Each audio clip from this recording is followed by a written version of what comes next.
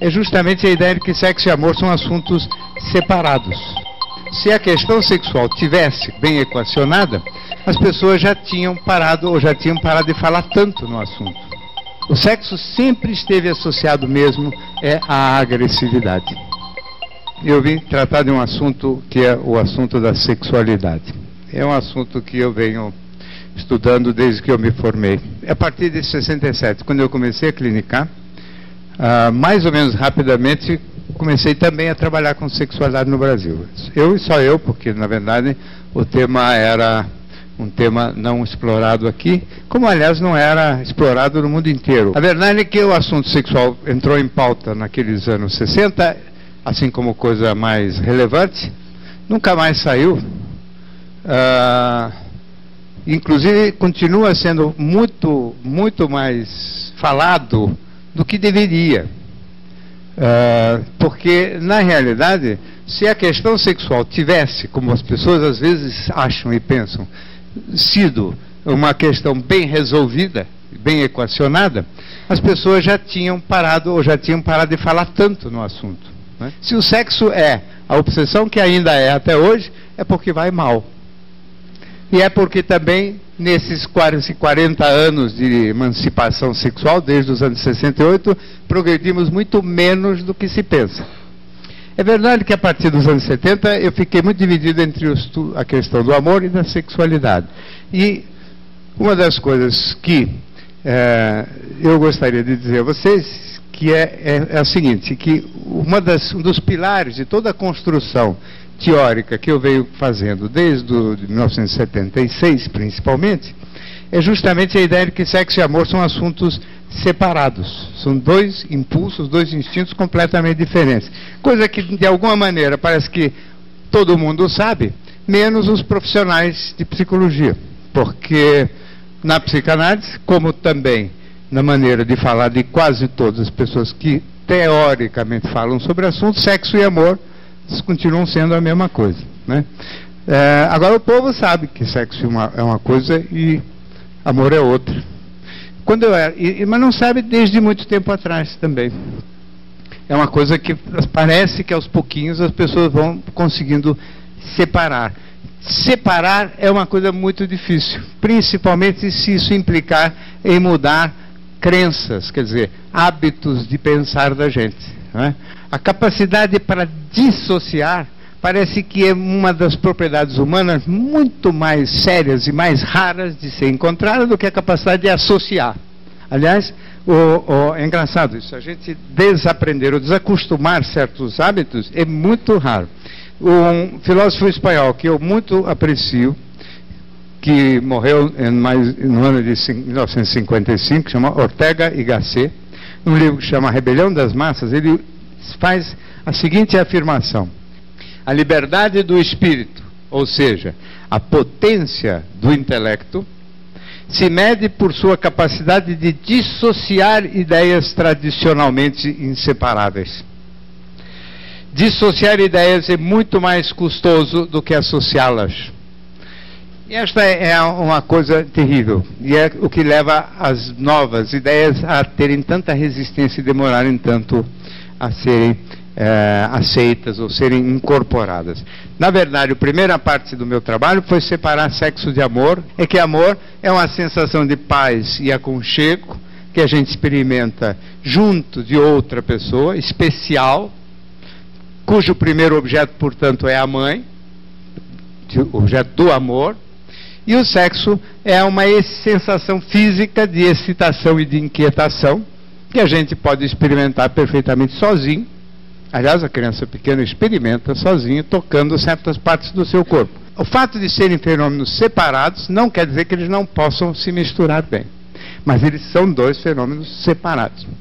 Agora, o mais importante, e que é a base das últimas reflexões minhas sobre a sexualidade, e que são a essência desse meu último livro, sobre o assunto, que se chama A Libertação Sexual. Ele se fundamenta na ideia de que existe, na verdade, uma associação que precisa ser desfeita, e, portanto, uma associação que não pode ser desfeita por enquanto, porque nem se sabe que ela existe, que é a verdadeira associação da sexualidade na nossa cultura, que infelizmente nunca foi com o amor.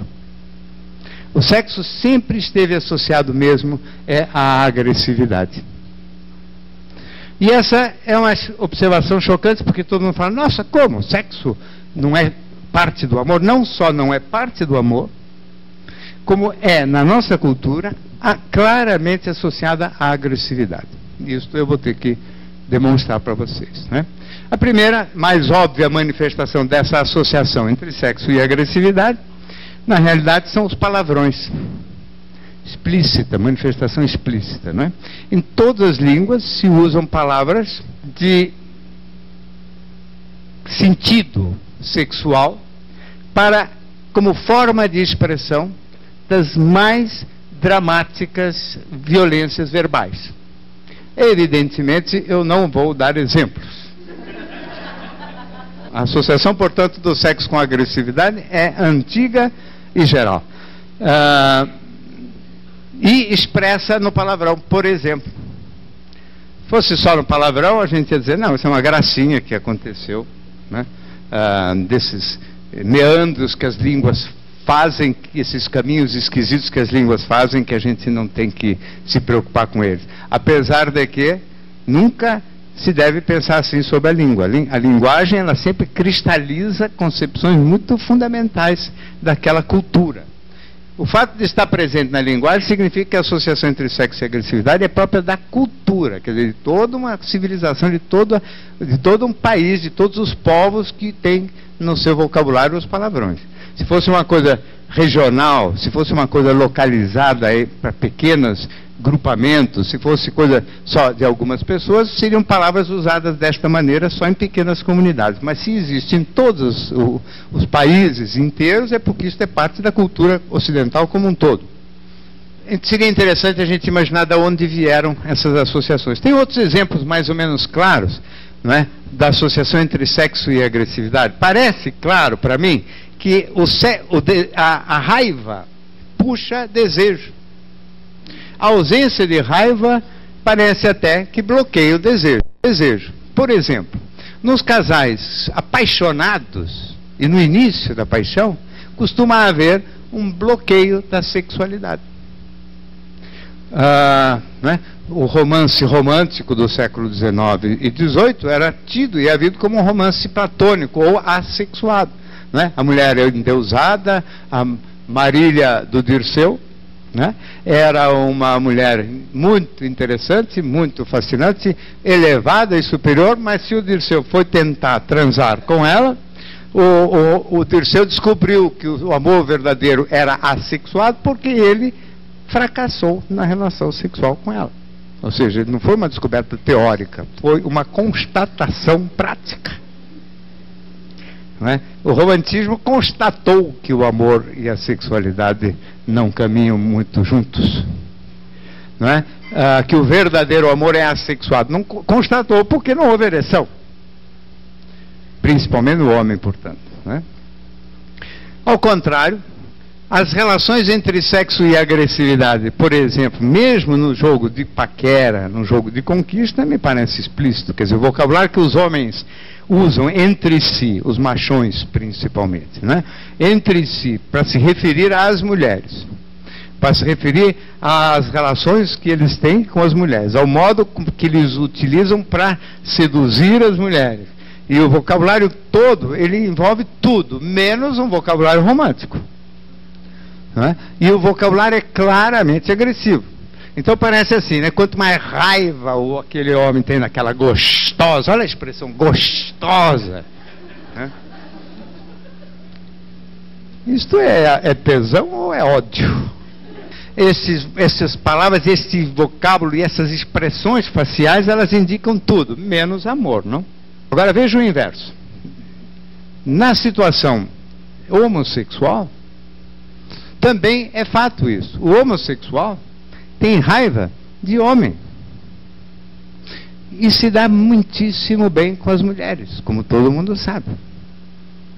Mas o tesão vai junto com a raiva. O homossexual se dá mal com o homem, tem uma relação tensa e complicada com o homem, fora do aspecto sexual, o deseja e tem uma relação humana complexa e atrapalhada. Com as mulheres não tem desejo e não tem atrapalhação nenhuma, né? Parece que então a atrapalhação acompanha o desejo. Os heterossexuais têm desejo pelas mulheres, raiva das mulheres e atrapalhação de sobra, como todo mundo sabe. Todas essas questões são muito mais culturais do que biológicas, né? Essa coisa também de chamar de biológico ou cultural, ou que é biológico e é cultural, é de época. Cada período há uma ênfase num aspecto ou no outro, né? Quando eu me formei, a base e a ênfase era na biologia. Estava nascendo a importância da psicanálise no Brasil. E aí, então, com a psicanálise, a ênfase foi para a cultura. Não propriamente na cultura, porque a psicanálise também não é propriamente cultura. É um outro jeito de ver a biologia. Agora, mais recentemente, vamos dizer, da era do Prozac para cá, nós voltamos a uma fase biológica. Tudo é biológico agora, tudo é químico cerebral, tudo é genético, e isso certamente corresponde a muitos exageros, não é? Do meu ponto de vista, a biologia pode até implicar numa tendência, mas é uma tendência, não é uma ordem. Já deu para sentir também que o tema é absolutamente extenso e complexo, e que fora as brincadeiras, ou brincadeira à parte, é da maior gravidade, não é? Porque se a sexualidade está, por exemplo, associada mais do que a gente supõe à agressividade, evidentemente que nas escolhas, chamadas escolhas afetivas, vai um elemento de raiva, ou seja, eu vou acabar escolhendo um parceiro que seja um objeto mais de raiva, às vezes, do que de encantamento amoroso. Ou tem que ser misto, tem que me encantar por um lado e me irritar por outro lado. Então, a mulher ideal para quase todos os homens é uma que encanta em 50% e irrita nos outros 50%. Encanta para despertar o amor e irrita para despertar o tesão. E aí forma essas relações mais ou menos meia boca que todo mundo conhece.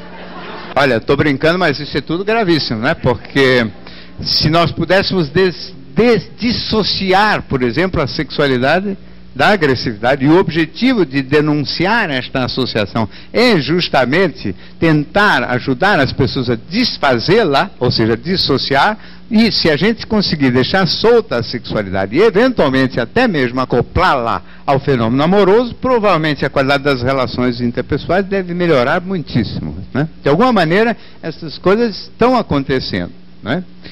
A origem principal, do meu ponto de vista, desta raiva associada, ou desta agressividade associada à sexualidade. O grande tema, na verdade, é o das diferenças da natureza sexual entre homens e mulheres, né? Há diferenças na biologia e na natureza do desejo masculino e feminino. Se vocês imaginarem que essa diferença, a que mais interessa para nós aqui, é a importância da visão, ou seja, de que o desejo visual masculino é muito mais forte, muito mais intenso do que o feminino, se é que existe desejo visual feminino. Não quero entrar nesse tipo de polêmica hoje.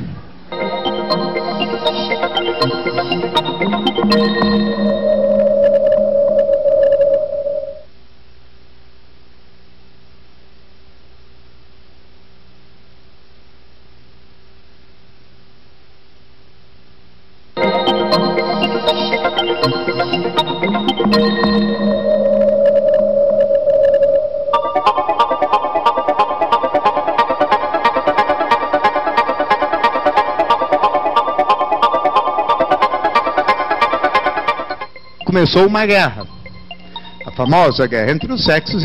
O homem tem inveja da mulher. Primeiro movimento positivo foi o ficar. E agora, brincadeira à parte, o desejo visual masculino é obviamente muito mais expressivo do que o feminino. Os homens todos sabem disso, né?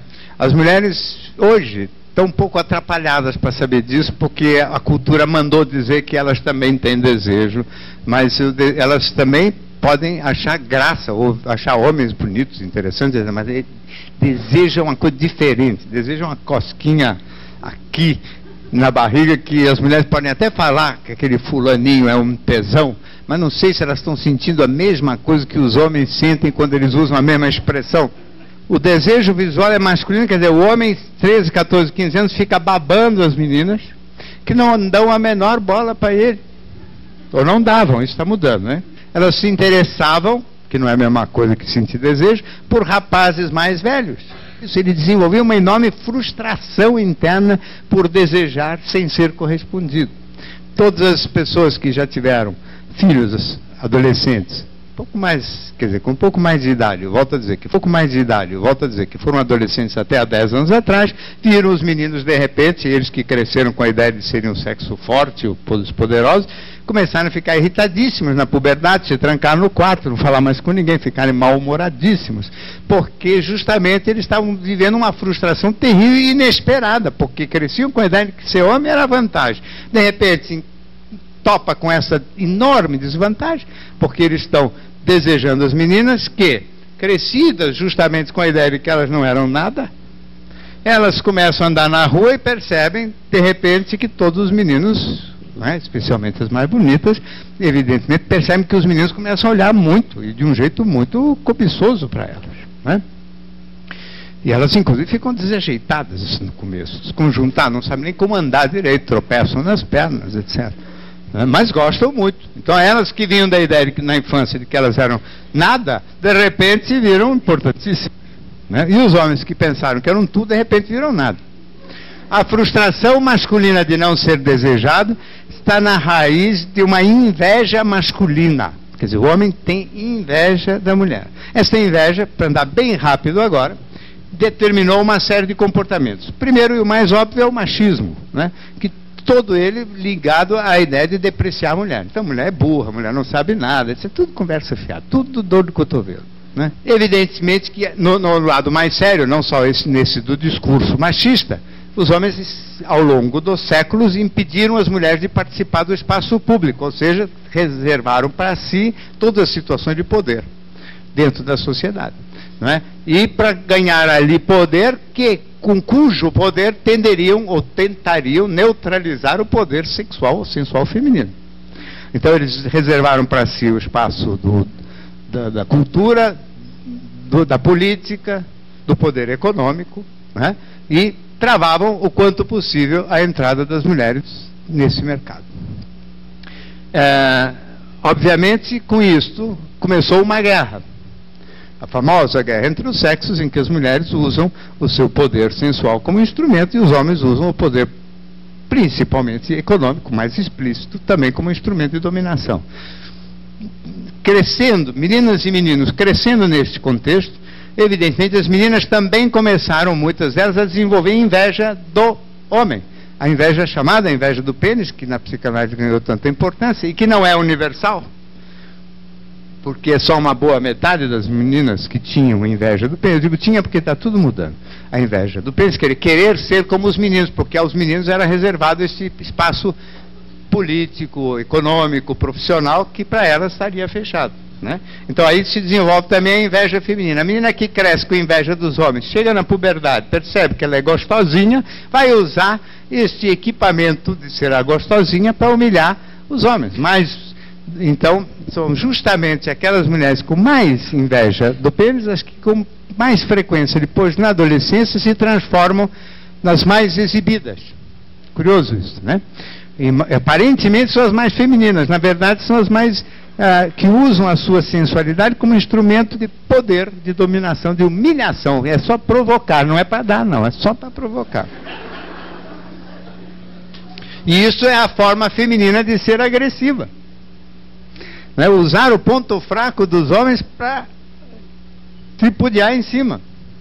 Os homens humilhados, obviamente, montaram todas as estratégias de sedução, dominação, controle, paquera, conquista, mentiras, enfim, tudo que vocês conhecem melhor do que eu, né? Esse jogo sujo que define as relações entre homens e mulheres, né?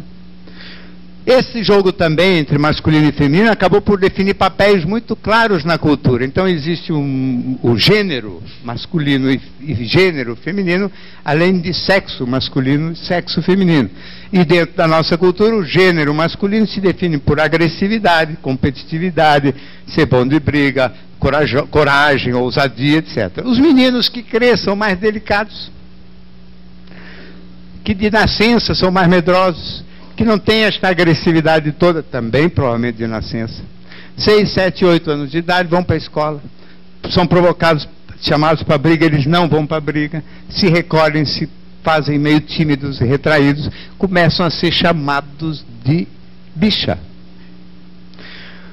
Começam a ser chamados de bicha, começam a ficar com raiva dos meninos que os humilham, crescem com raiva dos meninos. Crescem às vezes com raiva também do pai, que obriga ele a ser macho e ir lá brigar com os outros e bota o menino para a rua, né? E o menino às vezes mais delicado, em vez de que às vezes gostaria de dançar, por exemplo. Se na nossa cultura todo menino que quiser dançar é mandado para a escola de judô. Então, evidentemente, esses meninos que são um grupo majoritário dos homossexuais, crescem humilhados pelos outros meninos, crescem humilhados pelos outros meninos e inseguros em relação à sua sexualidade, evidente, não? Porque já são chamados de bicha desde pequenininho. Quando chega a puberdade e a adolescência, além de que o desejo fica meio difuso, porque costuma tender a ficar associado à agressividade, então tem um desejo às vezes já meio voltado para a figura masculina por causa da raiva. Se ele tentar se aproximar de uma menina e fracassar, o que não é raro, porque ele vai com uma insegurança 10 vezes maior do que a média dos meninos, que já vai morrendo de medo, a primeira relação sexual dos meninos antigamente, porque hoje não. Hoje eles se iniciam sexualmente com as suas namoradas, 16, 17, 18 anos de idade. Mas naquele tempo era 13, 14 anos, porque era vestibular de macho, né? Era um negócio que iam todos morrendo de medo. Se o menino, já todo inseguro sexualmente, tem um movimento de fracasso nessa experiência heterossexual, ele conclui, em caráter definitivo, que ele é viado. Então ele não está viado, ele é viado, isso deve ser de nascença, e aí nunca mais ele bota em xeque coisa nenhuma, e por aí caminha com prazer, porque a troca de carícias entre dois homens é absolutamente tão gratificante quanto aquela que possa existir entre um homem e uma mulher. Essas coisas definem, e talvez uma boa parte dos palavrões venham na origem desse universo homem-homem, porque quase todos os palavrões envolvem agressividade entre homens. As mulheres hoje também falam palavrão, então quer dizer que significa que essa agressividade também se estendeu mais claramente para o universo feminino. De todo modo, fazer esta associação seria talvez um caminho para a gente poder pensar verdadeiramente em libertação sexual. Quer dizer, libertação sexual ou sexualidade livre significa propriedade das pessoas que não pensam nisso o tempo todo. Porque pensar nisso o tempo todo é coisa de quem está muito mal resolvido, né? É exatamente como a gente faz quando está doente. Só pensa naquela doença, naquela dor, né? A libertação sexual está longe e não evoluiu nesses anos, porque, infelizmente, nada aconteceu naqueles anos de 68 até muito pouco tempo atrás que pudesse realmente modificar esse clima e criar um ambiente de companheirismo positivo entre homens e mulheres. Primeiro movimento positivo, surpreendente, inesperado e construído não por teóricos da psicologia, mas pelos meninos e meninas de 11, 12, 13, 14 anos de idade, foi o ficar.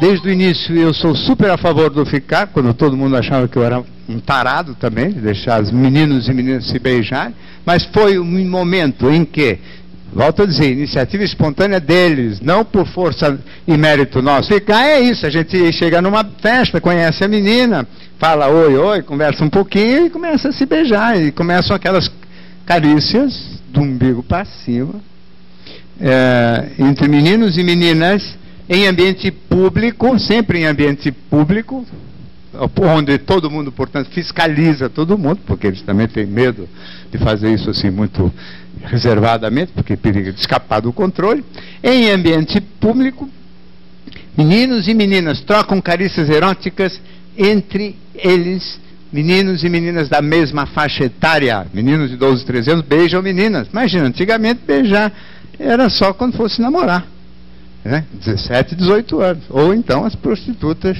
né? Com todas as dificuldades. Aqui não, eles se beijam, eles são amigos, portanto, eles crescem igualitariamente nesse sentido. As meninas têm o privilégio de poder aprender a interagir e a lidar com a sua sexualidade de uma maneira muito menos assustadora, muito menos assustada, não é? E os meninos não crescem com essa frustração de serem rejeitados, porque eles se veem aceitos, não é?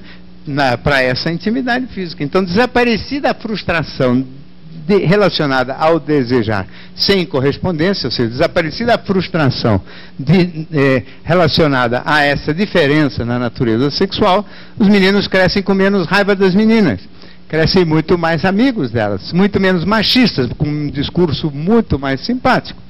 É verdade que crescem um pouco preguiçosos também, não é? Todo mundo sabe que os meninos estão folgados, né?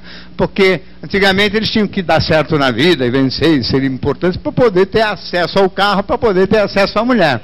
Agora, como o negócio do acesso à mulher foi facilitado, né? Então a motivação para progredir diminuiu dramaticamente nos meninos, cresceu nas meninas dramaticamente, porque elas que antigamente imaginavam que só de ser bonita e gostosa iam resolver o seu problema, hoje também não acreditam mais nisso. Meninas mudaram muito a sua relação com os estudos e com a seriedade intelectual. E os meninos mudaram muito também, só que para menos, né? E isso, de alguma maneira, está equilibrando e faz prever também um universo basicamente de poder feminino para breve, né? Se continuar nessa sequência, os homens é melhor que aprendam rápido a cozinhar mesmo e fazer outras tarefas. Estão aprendendo, estão bons de cozinha já. Cresce o número de homens que sabem cozinhar também. Eu volto só a dizer, o ficar é o primeiro alento positivo realmente, a primeira coisa importante que aconteceu, e o ficar está nos ensinando uma coisa importante. Por exemplo, sobre essa coisa da biologia versus cultura. O desejo visual é masculino, e a mulher se excita de se perceber desejada. Mas, nessa geração que hoje tem, vamos dizer, até, digamos, 20, 21 anos de idade, a coisa se modificou completamente. Apesar de que o homem continua tendo o desejo visual, não é mais ele que obrigatoriamente corre atrás das mulheres, como sempre foi. Eles têm o desejo visual, mas eles não acham que esse desejo é uma ordem, é um mandamento. Eles estão nos ensinando isso. Exatamente, eles nos ensinam que biologia é uma tendência e não uma ordem, porque eles têm o desejo e não vão atrás, e as meninas que não têm o desejo vão atrás. Olha aí. Então eu falo assim, a menina também tem desejo. Não, menina agora também vai atrás. Ter desejo é outro assunto. Não precisa ter desejo para ir atrás, como o homem não parou de ter desejo porque parou de ir atrás, né? É que isso deixou de ser a razão da aproximação ou não, né? Então o homem pode sentir o desejo e não procurar, a mulher pode não sentir o desejo e procurar. Vai sentir outros interesses, não estou dizendo que vai procurar de graça, mas não obrigatório por causa desse desejo mamífero que faz com que nos outros animais o macho corra atrás da fêmea no cio desesperadamente, né? O Freud mesmo, essa coisa do desejo visual, quem apontou isso de leve pela primeira vez foi o Freud. Ele diz o seguinte, que talvez no momento da passagem da posição quadrúpede para bípede, os órgãos sexuais se tornaram visíveis. E aquilo que nos outros mamíferos era olfativo, na nossa espécie teria se transformado em visual. Essa é a hipótese que ele usa para justificar a transferência do estímulo olfativo dos outros mamíferos, que os machos respondem a estímulo olfativo ligado a cheiros diferentes na urina da fêmea no cio, e atacam vorazmente, porque o mamífero, sim, para eles biologia é uma ordem. Mas isso daqui é um macaco computadorizado, né? Então, no macaco computadorizado, a biologia não é ordem, a biologia é uma tendência e não uma ordem. A biologia vira ordem se o cérebro estiver meio fraco. Ou seja, como numa cultura, a biologia vira ordem se a cultura estiver desprovida de valores, de normas, enfraquecida, decadente, como infelizmente eu penso que é a nossa cultura atual, né? Mas em condições normais, quem decide o destino de cada um de nós e das nossas sociedades deveria e poderia e poderá ser o homem, e não os seus instintos de que o mais forte vença e dane-se os outros e coisas que tais que hoje todo mundo acha tão aceitável defender.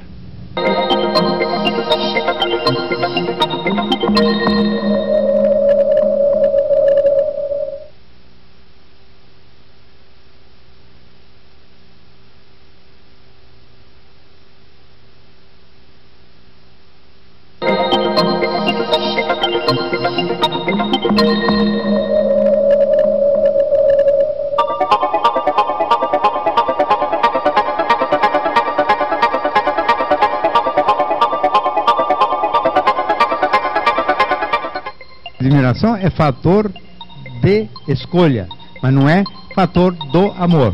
A sexualidade é um tema altamente político.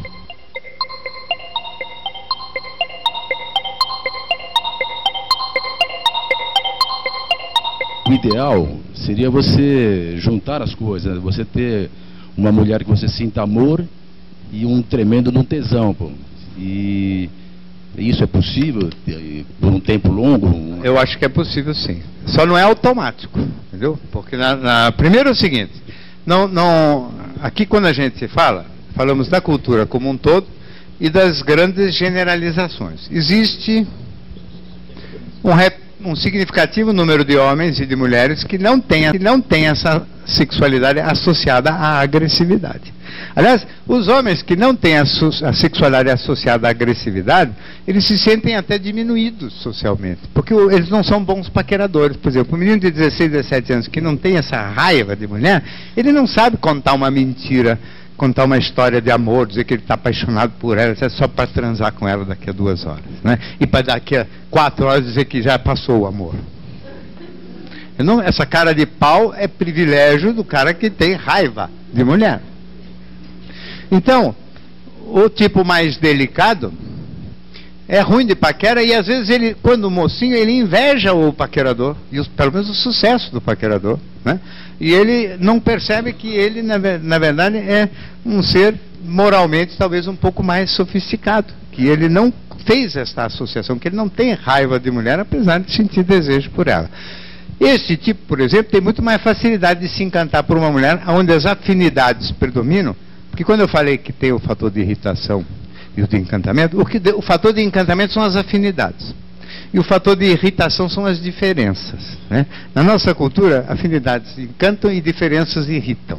Então, os fatores de encantamento podem ser muito maiores do que os fatores de irritação, porque as afinidades podem ser maiores, se o indivíduo não precisar de uma cota de raiva da mulher para poder se sentir atraído sexualmente por ela. Evidentemente que isso já vai definir uma qualidade muito melhor na relação afetiva, porque ele não vai necessitar de se irritar com a mulher para desejá-la. Essa coisa de se irritar para desejá-la, todo mundo sabe que o sexo muito frequentemente se alimenta, por exemplo, de brigas, né? O sexo se alimenta de insegurança, de ciúme. Sempre são fatores em que o indivíduo está irritado ou botando em dúvida a dignidade da outra pessoa, né? E aí o desejo parece que sempre aumenta, né? Agora, nos casais, onde a confiança, a solidez e a amizade realmente se construa entre eles, há uma certa dificuldade para que a sexualidade circule. Esta dificuldade, ela pode perfeitamente ser superada, né? Ela não é, volto a insistir, um mandamento, é só uma tendência, porque como a cultura não privilegia essa associação do sexo à agressividade, ao amor, né? A associação do sexo ao amor não é privilegiada, ela precisa ser um pouco cultivada. Depende também muito da mulher, né? Principalmente a longevidade da relação afetiva depende muito da mulher, porque Eu acho, e também, infelizmente, não dá para falar isso aqui em 2 minutos, porque o sexo no casamento e nas relações longas é um tema sozinho para vários cafés, né? Mas eu acho o seguinte: se as pessoas entendem que o sexo e o amor são coisas diferentes, por exemplo, né? Entendem que o sexo é um fenômeno mais pessoal do que interpessoal, olha que coisa, né? Desde a infância e é sempre. Né? E que a minha mulher, quanto mais ela for a minha amada, menos tesão eu terei por ela, falando claro. E se ela conseguir, naquele momento, dar a intimidade sexual, né, uma mágica de deixar de ser por uns instantes a minha mulher amada e ser uma mulher qualquer, todo mundo sabe o que eu estou falando, né? Por exemplo, quer dizer, sabe não, mas pressente, por exemplo, quando um casal casado há tempo, já até meio enjoado um do outro, vai no motel, o simples fato de ir no motel recria uma atmosfera. Isso no passado, agora já virou carne de vaca e no motel também, mas no início, era uma coisa assim que parecia que aquela mulher não era a mãe dos filhos, a esposa amada, era uma mulher qualquer. O desejo renasce todo, porque ela sai do cargo, né, do objeto de amor, para se transformar num objeto sexual propriamente dito. É como se o amor fosse sempre um negócio para cima, né, assim, de encantamento, e o sexo um pouco para baixo, né? Ou como eu falo de brincadeira, que o amor é altaria, o sexo é baixaria, né? Então, é preciso que, ao se compreender isso, né, na hora do sexo se muda o canal, desqualificando momentaneamente o clima amoroso e criando um clima erótico, que é de baixaria. Agora, que é óbvio, todo mundo sabe também, que é muito melhor transar com um parceiro amoroso, ou seja, ter esse elemento erótico de baixaria com um parceiro amoroso, porque o maior problema da relação sexual sem envolvimento amoroso é depois. Porque até a hora do fim da relação vai tudo bem. Agora depois é aquele inferno. O que está fazendo essa criatura aqui? Se a gente colocar uma coisa desse jeito que eu estou falando, em que aquela mulher que acabou de se transformar numa mulher qualquer, ou numa mulher vulgar, logo que acabou a relação sexual, a gente se abraça e ela volta a ser a minha mulher amada, é uma maravilha. Então é óbvio que o sexo e o amor combinam muito bem, mas não é simultâneo, entendeu? Não é exatamente na mesma hora. Essa expressão fazer amor é horrível, ela não funciona. Sabe, amor não se faz, amor é uma sensação de aconchego. E a gente tem relação sexual, que não é amor, e que é perfeitamente possível de amar e ter relação sexual com a mesma pessoa. Mas na hora da relação sexual não é amor, é sexo. E sexo é outro canal. Entendido isso, a vida sexual de um casal pode ser rica, e muito rica, pela vida inteira.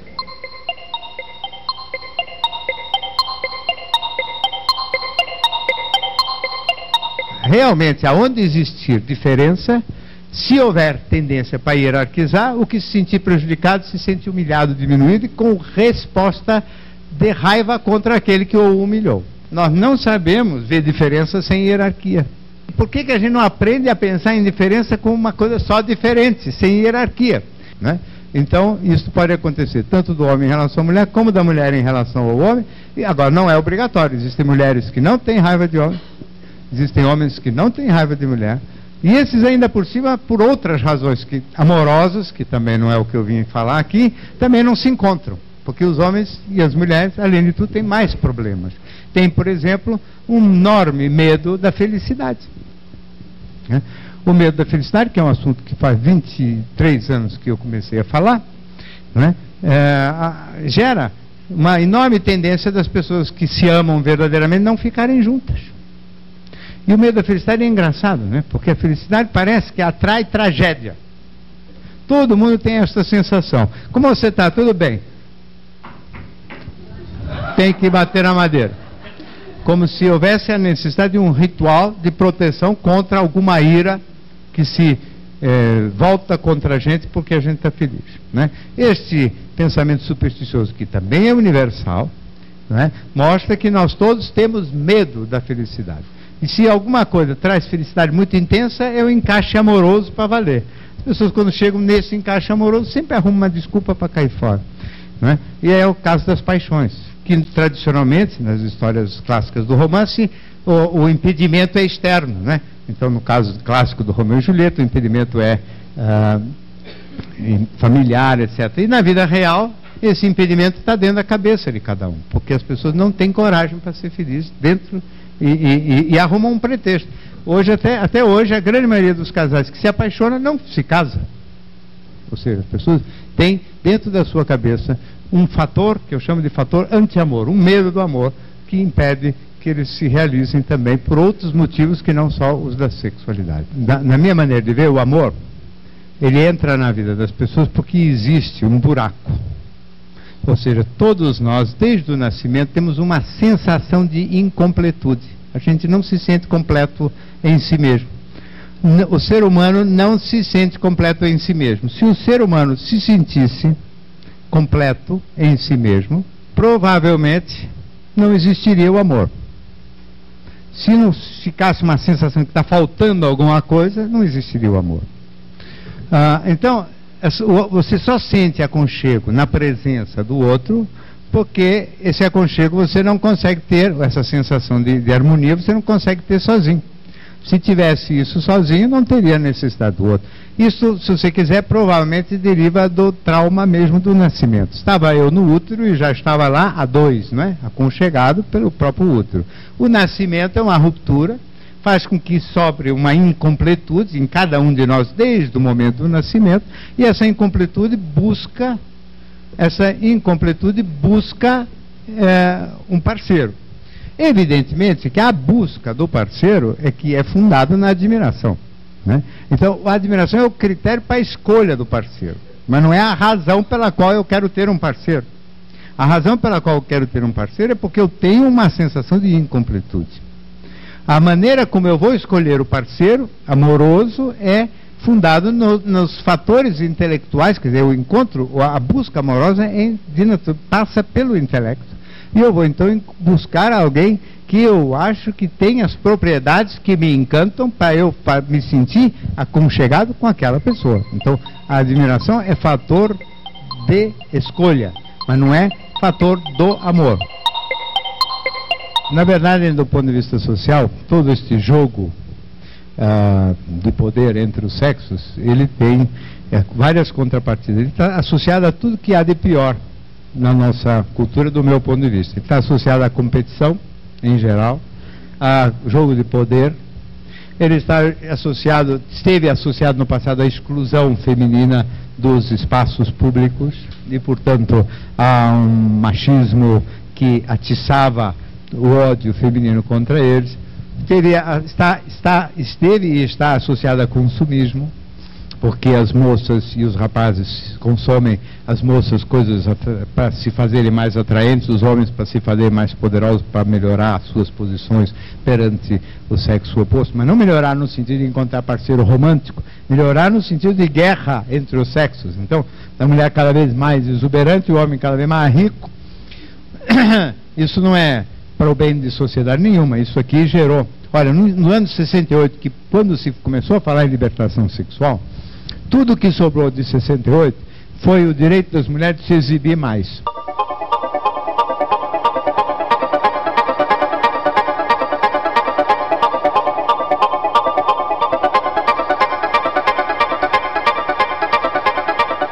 É a pura verdade. Foi um momento em que, sabe, aquilo tinha ideologia, tinha um marxismo acoplado, tinha as ideias do Marcuse em maio de 68 na França, mas na prática mesmo foi assim: a mulher tem seus direitos e ela é livre para mostrar o que é dela, inclusive para fazer topless e mostrar o que quisesse em qualquer lugar.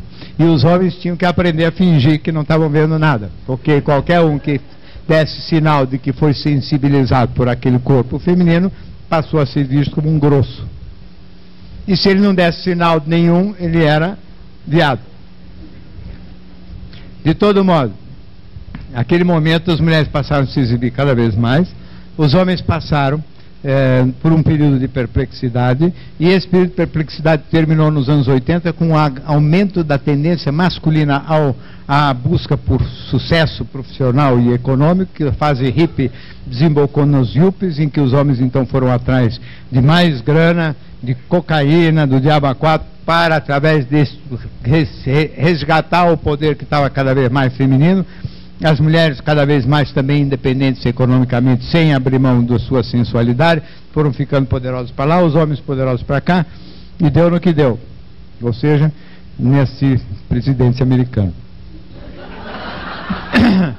É onde desemboca isso. Quer dizer, tudo que há de pior termina assim, entendeu? Guerra, jogo de poder, e por caminhos que obviamente nem cabe a mim descrever, e nem é o caso de fazer isso em 2 minutos. Isto tudo tem repercussão social sempre em torno das piores características do ser humano. Estimula a pior parte da alma, como diria o Platão, né?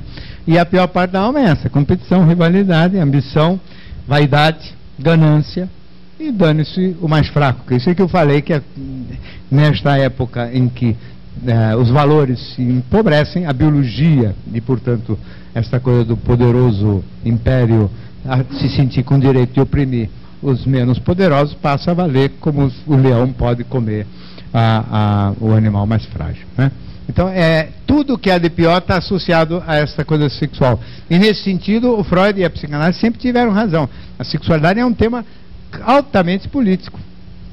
E enquanto não se resolver esta associação entre sexo e agressividade, provavelmente não vai haver avanço político. Pode mudar o nome do partido que está no poder, pode mudar o nome de socialismo para comunismo, para capitalismo, não adianta nada. Vai ficar tudo igual. Porque as pessoas, sabe, você vai ver a história, retroativamente a história do Mao Tse Tung, né? A especialidade do Mao Tse Tung era mandar vir menininha para ele traçar, né? Entre outras coisas. Quer dizer, isso aí não pode redundar em coisa muito diferente de tudo aquilo que ele criticava, não é? Então, essas histórias, elas são decepcionantes, porque elas mostram, e vamos ver, quando acabar esse socialismo cubano, o que vai aparecer, né? Esse teremos a oportunidade de assistir mais de perto. Eu acho que tem 2 tipos de pessoas. Tem um tipo mais, predominantemente, se vocês imaginarem aqui um ponto da justiça, é um ponto da justiça, ou aquilo que o Aristóteles chamaria de temperança, é um lugar muito pouco frequentado, muito pouca gente justa no mundo, né? Do lado de cada justiça, você pode imaginar que existam os generosos, aqueles que têm tendência a dar mais do que recebem.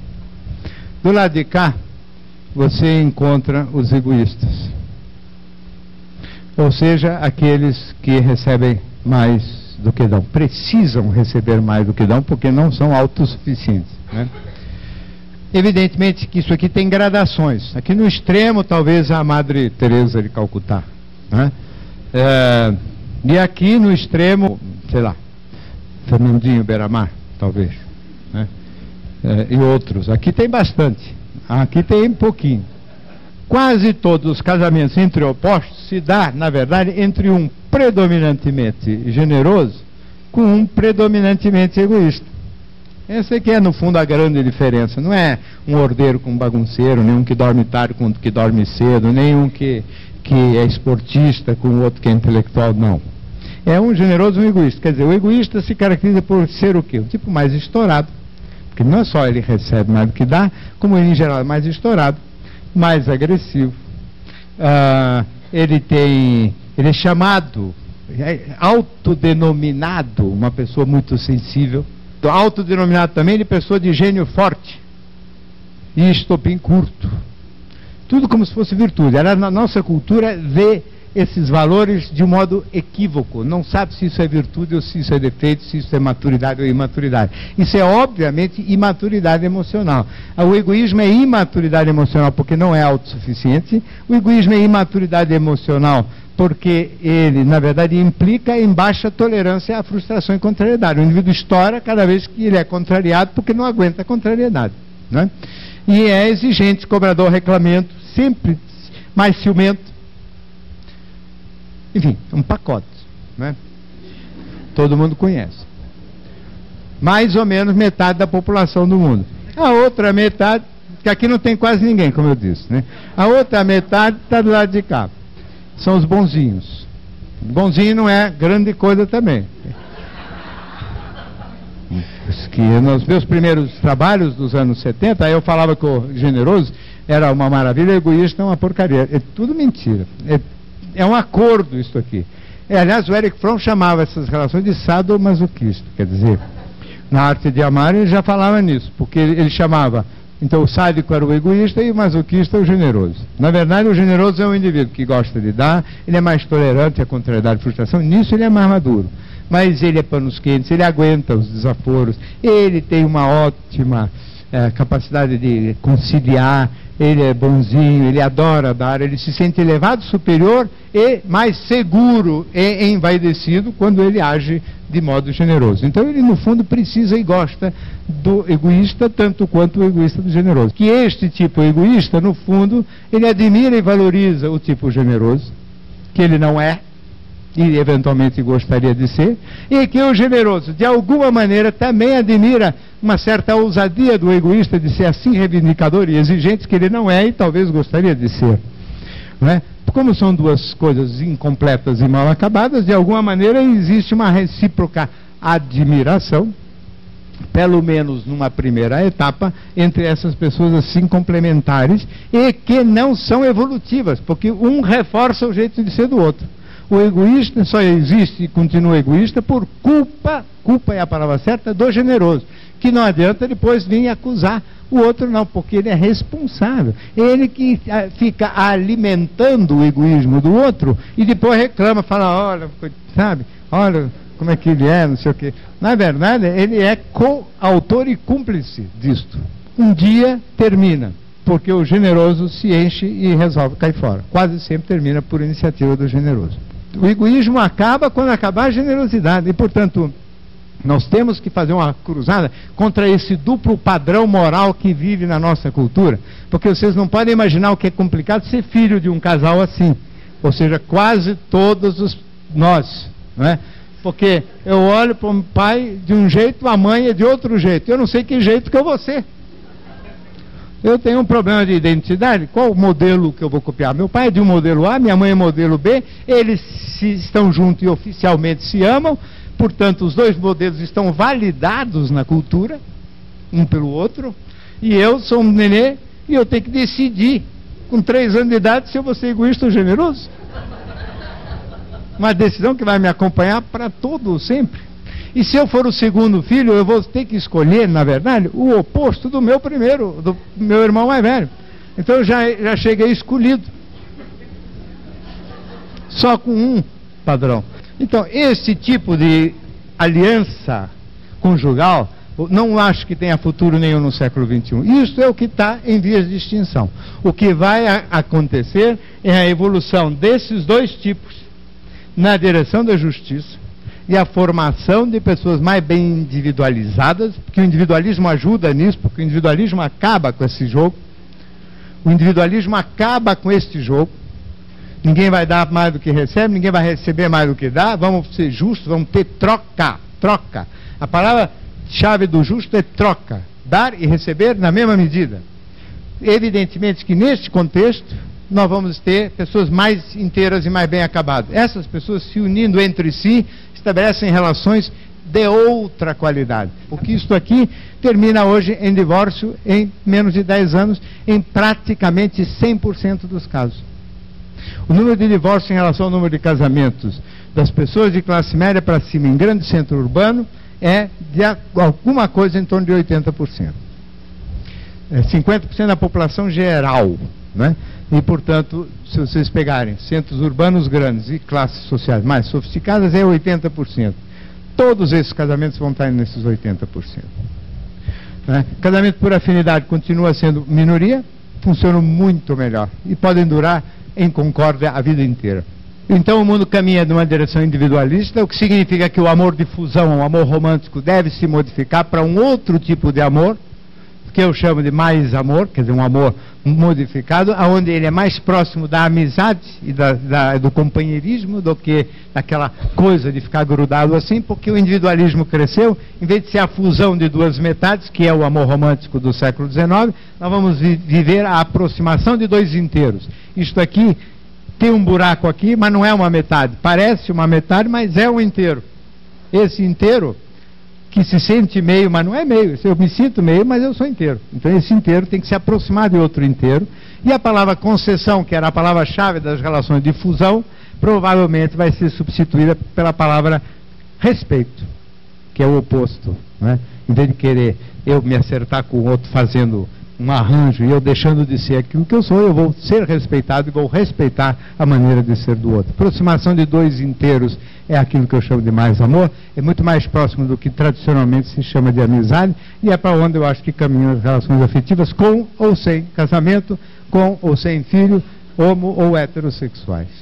E, se não for isso, é sozinho, porque a capacidade de aguentar gente mandando na gente, gente comandando a gente que põe nome de ciúme ou do que quer que seja, fica impondo e impingindo normas e estilo de vida a cada um de nós, isto provavelmente não vai resistir nem mais uns 3, 4 aninhos aí.